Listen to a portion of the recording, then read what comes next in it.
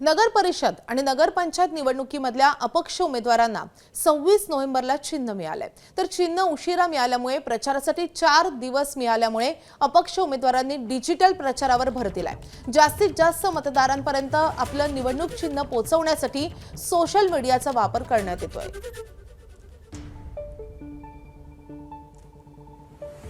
आम्ही सध्या बुट्टीबुडी नगर परिषदच्या उमेदवार कुणाल भगत यांच्या प्रचाराच्या या वॉर रूममध्ये आहे।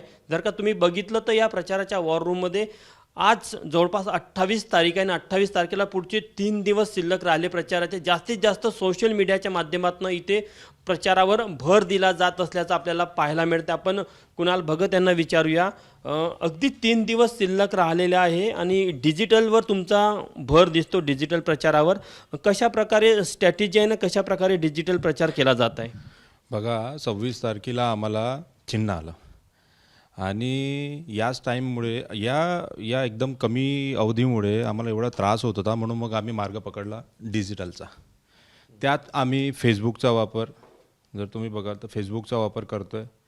यात आम्ही आमचे स्टेटस वगैरे फीड वगैरे टाकणं किंवा इन्स्टा असणार आहे, ट्विटर असणार आहे, व्हॉट्सअप असणार आहे, अशा मार्गाचा आम्ही अवलंब केला आहे।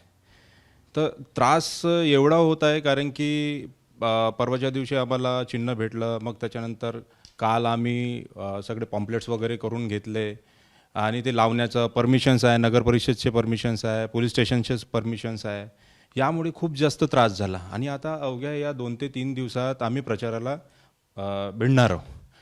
तर डिजिटल प्रचारामध्ये कोणत्या प्रचारावर जास्त भर देता तुम्ही? मी सर्वात जास्त फेसबुक आहे, व्हॉट्सअप आहे, इंस्टाग्राम आहे, या प्रचारावर जास्त भर दिला आहे। मग डिजिटल प्रचाराच्या माध्यमातून जास्तीत जास्त लोकांपर्यंत, तरुणांपर्यंत पोहोचण्याची एक रणनीती अपक्षांनी कशा प्रकारे आखली हे आपल्याला बुट्टीबुडी येथे पाहायला मिळत आहे।